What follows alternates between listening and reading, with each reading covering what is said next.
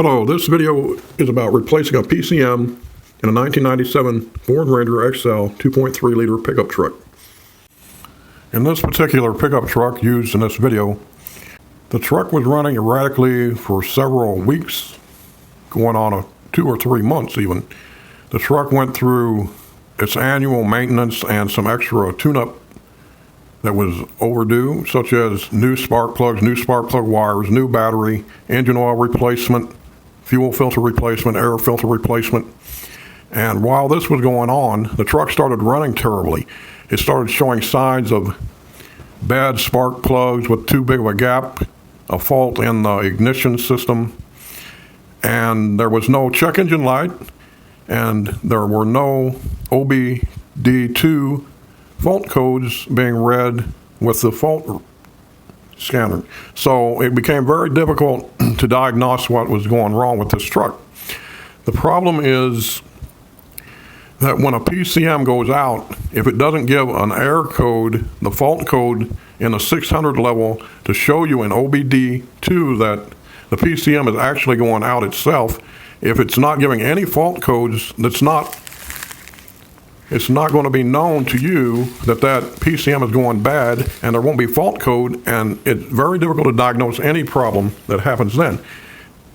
Terrible misfiring, hesitation, stalling at stoplights and stop signs, all these symptoms. It was something from the ignition system, it seemed, but there should have been a check engine light coming on and fault codes, which were not. So all these symptoms pointed out that the true diagnosis should have been that the PCM was going bad. And if the PCM goes totally bad and it can't give out any faults, then that itself is a symptom that the PCM is bad. So once you know that you got to replace the PCM, then it's a matter of getting the correct PCM or having the PCM in the truck or other automobile taken to a remanufacturer that can remanufacture it and put the flash codes in it for you, the OEM flash codes that are required for it to run properly. So now that the determination has been made that a PCM is going to be needed to exchange for the original PCM in this truck, a web search online reveals that there are at least a few PCM remanufacturers that can provide the PCM for me for this truck. All I have to do is provide the vehicle identification number so they can match the correct PCM to my truck. It'll be an original OEM that's been rebuilt, remanufactured with new flash codes put in it so that my truck is guaranteed to run, and they give me a lifetime warranty. One of these suppliers is Flagship One, and I found them online, and they offered the PCM for $189, which is a pretty good price. It's one of the best prices, and it's guaranteed to work, and it's got a lifetime warranty, so I went with them. And so now all I have to do is I ordered it, I received it in the mail, and now it's time to put it in. And once I got it, I could go ahead and take the old one out of the truck and put the new one in. Low cost, $189, quick fix, plug and play, fast and easy. And it's a great do-it-yourself project because you can save hundreds of dollars, even over $1,000 from what a mechanic would charge you to do this in your truck. If you have the confidence that you can do it, which hopefully this video will give you a little more confidence, and if you want to venture out on your own, if your automobile is past the warranty period, then it's not going to be covered by the dealership that you bought your automobile from. And if you've got enough automobile mechanic skills and ability in you, then you should be able to handle this. This is not a very hard fix to do at all, once you know that you need it. So now that the PCM is here and it's time to put it in the truck and see if it runs better, it's just a matter of taking the old one out, put the new one in, plug and play. It's very simple. All it requires is a common socket set ratchet with your number 10 millimeter socket and a number 11 millimeter socket for this particular truck, the 1997 Ford Ranger XL 2.3 liter. And most vehicles, this is a similar setup when the PCM is located in the engine space under the hood. And there's just 3 one bolt to loosen on the wire harness that slides right into, connects right into the PCM off a wire harness connector. And then there are two studs with nuts on them that hold the gasket, which presses against the PCM and holds it in place in its slot in back of the firewall. There's only one other nut that you have to remove on the wire support that attaches to a grounding stud, threaded grounding stud. And that's all you need, just those common tools. And I used a little bit of dielectric tune-up grease on the threads to make sure the nuts and bolts don't get stuck for the next time, and they're easier to put on this time. But the only thing to look out for is the new PCM replacement. You have to be sure that you put it in the slot the right side up. It's because the wire harness has to slide into it in grooves in the plastic housing on the outside, and it's pretty obvious. You'll see it in this video. The slots that the harness fits into, and the plastic gasket assembly, it has to go the proper way too. The lettering is along the bottom. And when you get when the new PCM replacement one came in the mail, I had to verify that I had the right manufacturer OEM numbers so that it would match correctly, guaranteed to fit. And yes, it did. They do match. So to begin this, I grab my socket ratchet, take the battery cables off the battery, and have at it. Start taking the nut off of the wiring support, the wire support for the PCM. Loosen the bolt that holds the wire harness connector into the PCM. That has to come out next. And then the two bolts that hold the gasket in, those threaded studs with the nuts on them, they turn right out. And this you have to be careful. It is a computer, you don't want to ruin it. And take your time and make sure you don't break anything. And while you're going along, pulling out the old PCM, make sure that the new one goes in the very same way, because it's an exact match, exact fit.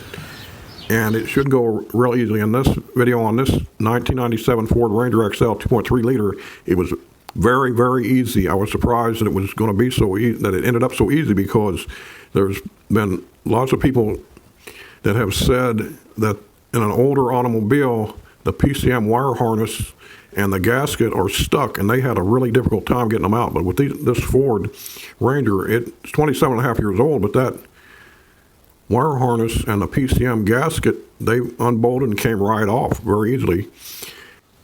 After the old original PCM was taken out, it was looked at. I looked it over, looked at the outside of it, and looked over the gasket. Something made this PCM go bad. Maybe it's just because it was so old, 27 and a half years, or maybe there was something else going on with it. Maybe water got into it, dirt, and ruined it. Well, looking this over, it's really clean on the inside underneath the wire harness connector. And the only spot I saw that there was anything that could have brought water and dirt inside of it was on the gasket on the outside corner towards the engine. That side there is the rubber looked like it had been bowed up, and there was a space opening where the gasket wasn't sealing, and water and dirt could get in there. Just a little corner there, but I didn't see anywhere where it actually got into the PCM, but it's possible, a little over all those years. And this original PCM looks pretty good, and it could be sent back to be remanufactured. There are some suppliers online that are willing to take the old OEM original PCMs that aren't working. They'll test them, remanufacture them, and fix them if they can be fixed, and put flash codes in it. Some of them are only charging $140 for this particular PCM for this 1997 Ford Ranger XL 2.3 liter. Well, this PCM I have is not going to be a core return. I got this replacement one from Flagship One, and they don't accept the core. Originally, when you first order, you can send it in afterwards. They have an offer where they'll give you a credit for a core, but you don't have to pay a core charge. So that's up in the air, because with this PCM, if it works, great. It's guaranteed for life either way. And if it's bad, I just send it back and they give me a new one at no charge. So I'm pretty happy with this deal with Flagship One. Now, after I get this PCM out on this truck, I took it indoors back in the house, sat down, looked at it even closer at the gasket and the PCM just to make sure there was no other issues where there was corrosion or water damage that I had to prevent from that happening again with the new replacement PCM. Well, with the opening on the gasket on that side there, RTV silicone sealant, they make that for gaskets, high temperature, and it can work in the engine compartment on the engine even, but it's a work on this even though it's not quite that hot, and it'll keep the water and dirt from getting into the PCM connector or PCM past the firewall there. So I'll make sure I get a really good tight fit, but I don't want to do it before I'm sure that the PCM does work properly and doesn't have to be taken right back out. So I'll probably wait at least 2 weeks, maybe 30 days before I do that. But it looks like this is going to really work great. Okay, so indoors, looking at the gasket once again, looking at it really thoroughly, making sure there's no other problems with it. And the old PCM that was taken out of the truck, there's a little bit of dirt around the top, but it doesn't look like the dirt got past the gasket. And I see that the number from the vehicle identification number that was matched on the old one to the new one, it does match the F77F12A650-LC. That's the number you got to make sure matches so that you get the right PCM going back into your vehicle. And yeah, they both matched. So Flagship One did a great job getting me the replacement PCM. I'm happy with that.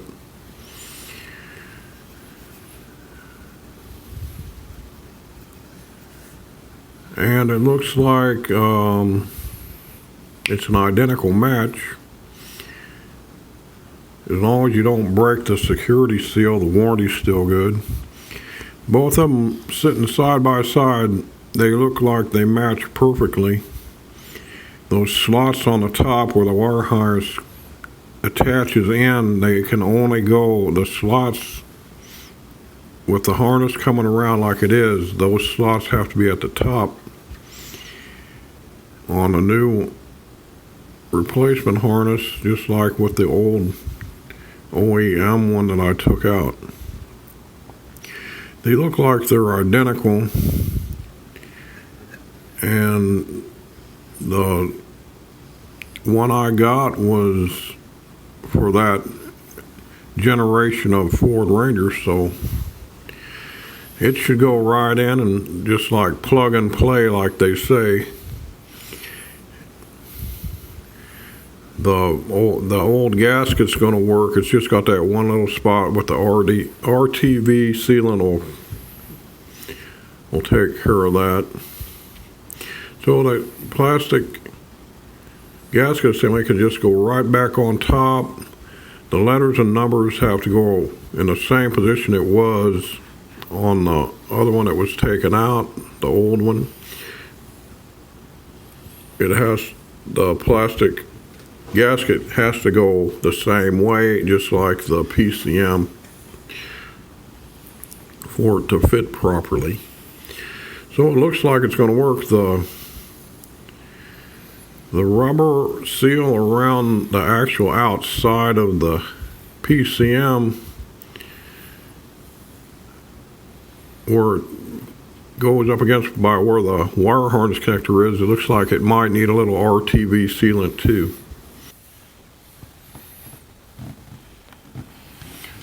So now we're ready to get back outside.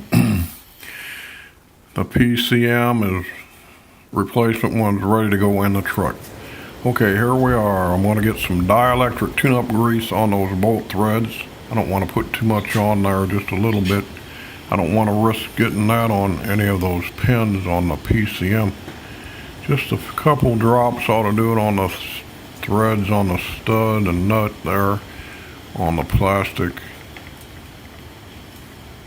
gasket.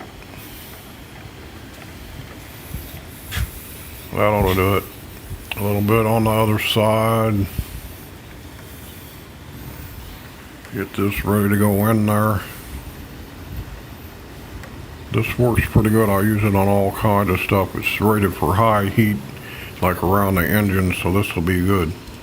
Now back on the firewall, looking at the holes where these threaded studs go in, they look clean, like it's going to go right in. The shelf's clean, and the replacement PC should go right in there. PCM.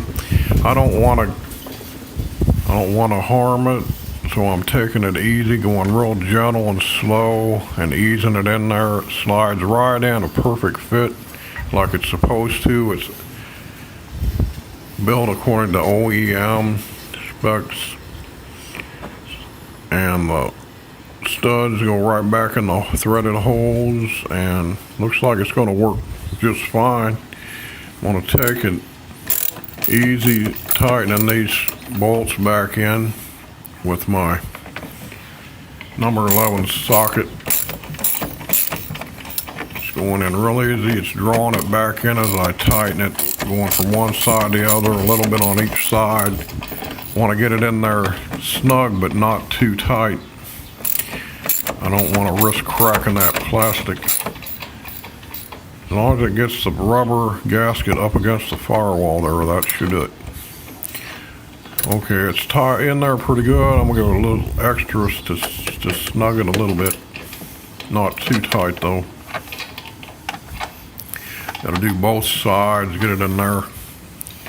Looks like it's going to fit just wonderfully. Okay, that should do it. All right. That's back in there. Good fit, looks good. Okay. The RTV sealant will seal that. Looks good. The lettering and numbering is on the bottom of the plastic gasket assembly. We'll put a little bit of the dielectric tune-up grease on this bolt that holds the wire harness into the PCM pins. I don't want those bolts getting stuck in there next time if I ever have to do this again. It came out so nice and easy this time. It'll be just as easy next with this dielectric grease on there. I want to take it easy and slide the wire harness into those pins without risking breaking the pins or bending them.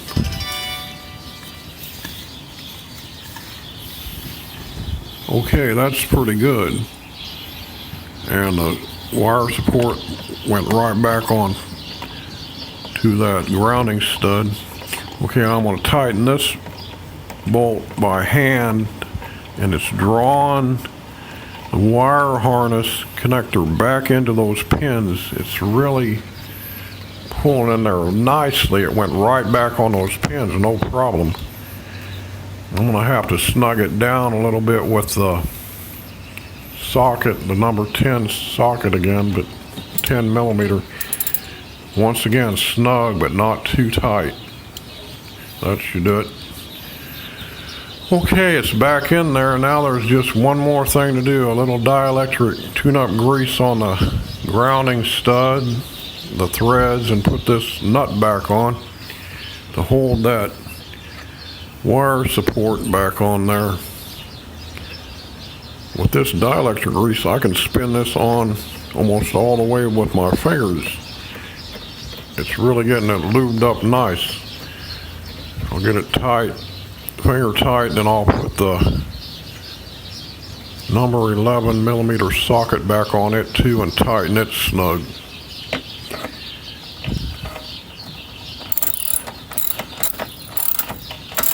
No problem. Everything went in really great. Okay, just a little snug. Okay, there we go. Well, just a little more Okay, that's good. Okay, it's in there 100% now. That looks good, just like it was. Now I gotta hook the battery back up. Positive cable hooked up first, negative second. The reverse of taking it off. Get this battery hooked back up. Okay, now we got it hooked back up. Everything looks good. We're ready to get in the truck and try this out. See if the truck starts up and the PCM's good to go. Get the key in the ignition and see what happens here.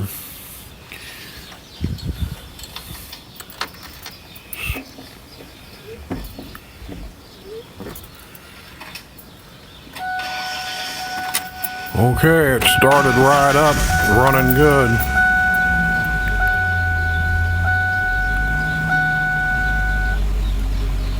And there's no check engine light, none whatsoever.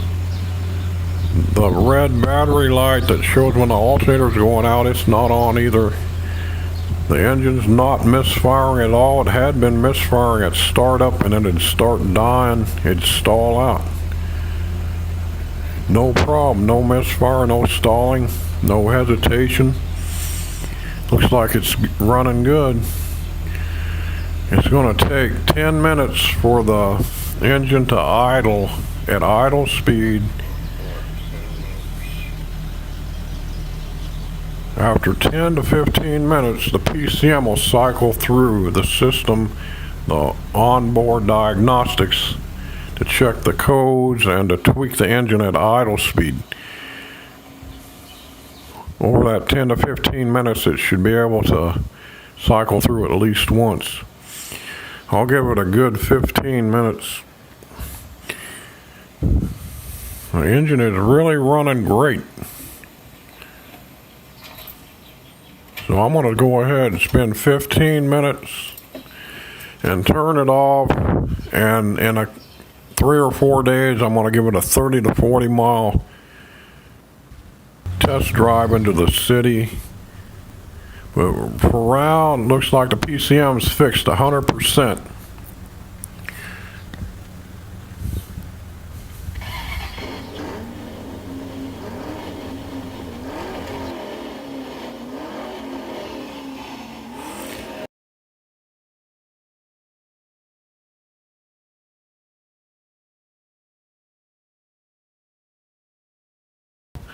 It's been 4 days, and I took the truck in on a test drive to the grocery store and back, round trip 40 miles, no misfiring, no problems. The truck ran perfectly well, excellent, didn't have any stalling or anything. The PCM's just fine, everything's great. Looks like this fixed the truck for now. It's good to go. This old truck is going to be around for a while, and there'll be some more do-it-yourself videos on it in the future. Thanks for watching. And if you like the video, go ahead and subscribe and like. Once again, thanks for watching. I'll see you next time.